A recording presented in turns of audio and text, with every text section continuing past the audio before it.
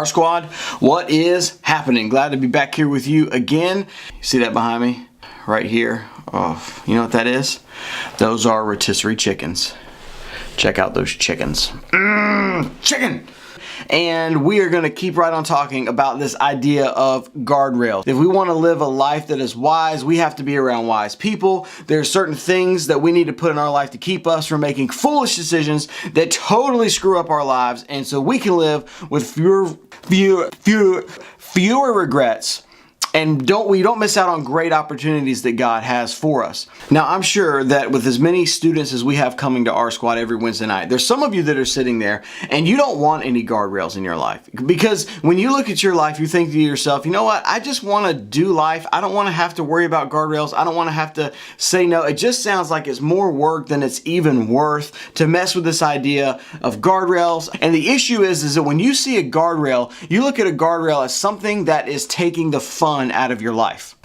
You see a guardrail as keeping you from something that you really want. Now, I want us to look at that idea of want, and I want you to think of it from the perspective of an appetite. Now, an appetite is unique. One thing about an appetite is it's never fully and finally satisfied. You feed an appetite, and the next thing it does is it's knocking on your door for even more. The first time I really understood this principle was whenever I was just married and I had bought my first HD TV. And I was looking for something to watch, like the first night, me and my buddies were around, and the only thing that we could find that was good in HD was the Nathan's hot dog eating contest on Coney Island. If you don't know anything about this food eating contest, it's like the grossest thing you could possibly watch on TV, but the fact was, we didn't have anything else in HD to watch. Now, the other side of the story is, my buddy that was with me is super squirmish, and so we're watching this, and he's holding his mouth, trying not to throw up. Now, the champion of all champions of hot dog eating contests is a guy by the name of Joey Chestnut.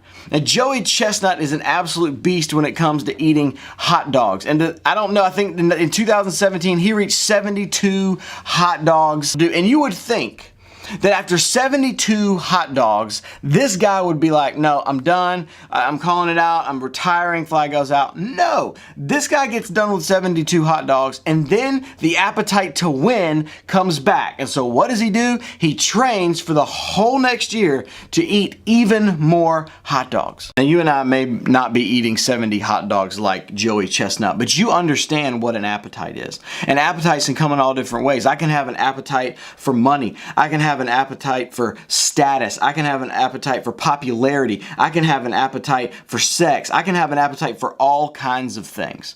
But if you and I don't put up some sort of a guardrail, what we'll do is we'll end up just like Joey Chestnut. We eat 55 one year. We come back and we eat 60 the next. We come back and we eat 70 and 72. And at some point, even though it hurts, even though it's painful, we're just bringing ourselves closer and closer to the brink of disaster. So refusing to put up a guardrail. If you're sitting there and you're like, nah, that's not my thing. Refusing to put up a guardrail doesn't really solve your problem, and it doesn't even relieve the tension.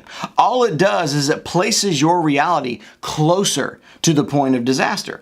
Now, there's this really cool story in the Bible, and it backs way up into about 605 BC. And there was a man by the name of Nebuchadnezzar, and he was king, and he decided that he was going to take over Israel. Now, we've talked about Israel before, but Israel is God's chosen people. They're the ones that like, go team, go, G-O-D. That's their thing. King Nebuchadnezzar was over the Babylonian Empire, and this dude was pretty smart, because what he would do was when he took over a land, he wouldn't just come in, take it over, burn the whole thing down, and start over.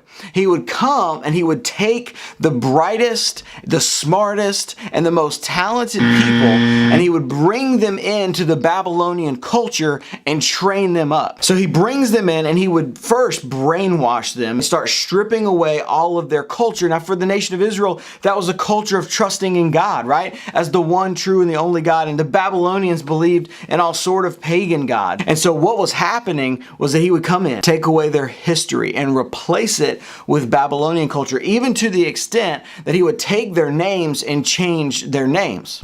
So there's four people that King Nebuchadnezzar brings into, that he identifies: Daniel, Shadrach, Meshach, and Abednego. So he takes these 4 guys who are insanely talented and insanely smart, and he changes their name. He changes their name to Hananiah, Mishael, and Azariah, and he starts to begin this cultural stripping down of everything they knew in the nation of Israel. Now, he didn't just care about what they thought. He also was really big on how they looked and their physical capacities. And so we run into this scenario in the book of Daniel. And in Daniel chapter 1, verse 5, we see this. We see that the king had assigned these guys a daily portion of food and wine right from the king's table. That doesn't sound too bad. This is the king's table. This is like the best stuff. This is like steak and cheese steaks, quesadillas, ribeyes, tacos, burritos, Chick-fil-A. Now, they probably didn't have Chick-fil-A because we all know that Chick-fil-A is #blessed. Hey, you don't have to bow your head. Nah. You don't have to pray for your food. Nah. Had a Bible study in the back.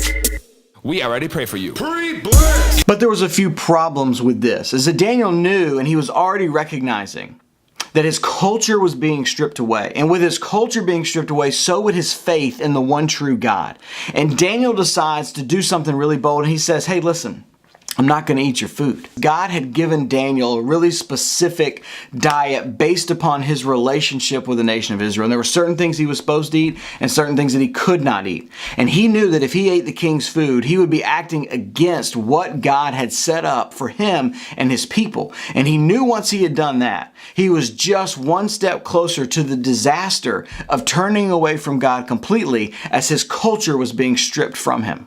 So in verse 8 we see this, but Daniel resolved not to defile himself with the king's food and wine. And he asked the chief official for permission not to defile himself in this way. Daniel went up and he had a really hard conversation. And this guy struggled with it. He really struggled with it because he said, listen, if you don't put on some mass, if you don't make gains, guess what's going to happen? The king's going to kill me. So yes, you got to eat the meat. You got to eat the food. This is a big deal. So Daniel, being a really smart guy, comes up to the chief official and he says this, says, listen, let's have a little contest, okay? You and the other guys, you keep eating the protein, okay? You keep on with it, keep eating the meat and all the other stuff. But take me, Shadrach, Meshach, and Abednego, let the 4 of us go on our own 10-day diet plan. And then we'll measure against the other guys and let's see who has the most gain. So they do it. They go through the 10-day test. And at the end of it, when they line up Daniel and his 3 friends and they compare them to all the other men, Daniel has got the gains. Shadrach, Meshach, and Abednego have got the gains. They're the ones that look the best. As a matter of fact, as we fast forward the story a little bit, we find that Daniel, Shadrach, Meshach, and Abednego, not only were they physically better, but God had blessed them with all kinds of knowledge, of all the kinds of literature, and they were the smartest of every person that was trained there. In verse 19, here's what it says, the king talked with him, and he found none equal to Daniel, Hananiah, Mishael, and Azariah. There was nobody equal. So what? They entered the king's service. In other words, they gained one of the greatest positions in the Babylonian Empire. Now, how did that happen? That happened because they understood this principle. God will use your guardrails, not just to protect you, but to direct you. Let's say that again because it's good. God will use your guardrails not just to protect you, but to direct you. This is seen in Proverbs chapter 11, verse 3. The integrity of the upright guides them. Is that when you and I put guardrails in our life, when you and I operate by integrity, it's like a guide for our life. It helps us get to the best place that we can possibly be. And that's the place that God has designed for us.